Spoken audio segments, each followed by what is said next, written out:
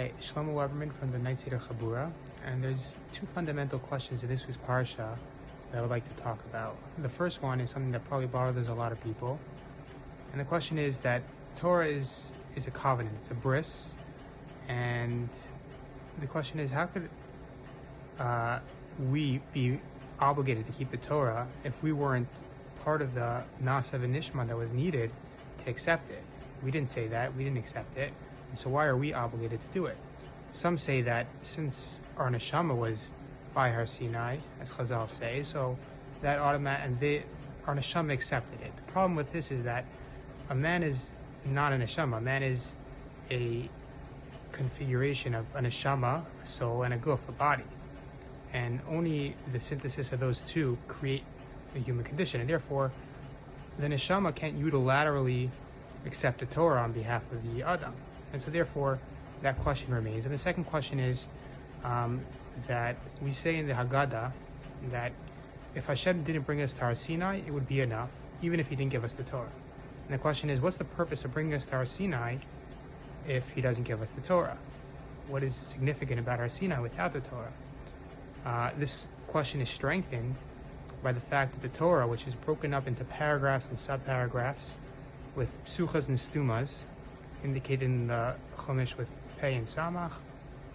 And if you look at this week's parsha by Har Sinai, the Lawrence-Cedarhurst, the actual Torah, the speaking of God to the nation, is not its own paragraph. It's included in the sub-psucha as the actual arrival to Har Sinai and all the steps that led up to it. And so therefore it seems that there's a significance to Har Sinai itself. And I think these two questions are hand in hand. The way that I would address the first question is that the Torah stresses that the Jews accepted the Torah only when they were Ish Echad B'Lev Echad, when they were as one man with one heart. And the Torah is also clear that the Torah can only be accepted as a nation. Only once the Jews became a nation was the Torah given. The Torah wasn't given to Abraham. It was only given once we became a nation. And therefore, it's clear that the idea of the Torah is that it has to be accepted as a nation, as a single entity, which came together as one, which formed this new corporation called Yisro. And in a corporation, all the shareholders could be different from when the corporation started, but the corporation is the same. This entity of Yisro remains. And the reason why it had to be as this is because of the second question, which is that the Torah is not a book of laws. It's an engagement in a relationship. Chazal say that Matan Torah, Har Sinai, Hashem lifted up the mountain as a chuppah. And it says that Hashem came out to greet Bnei Yisrael, like a chassan who comes out to greet his kala. Which means, and there are those who explain that the luchos, the two luchos, are like the ksuba. And this means that the idea of Har Sinai is that we were engaging with relationship with Hashem. Now, only as a nation could we fully engage in this relationship. Only as a nation can this be true. And Chazal say that Yisrael v'Arayis v'Kodesh v'Yechu Chadu, that Yisrael, the nation of Yisrael, with the Torah and Hashem become one single, in one relationship, like a marriage relationship.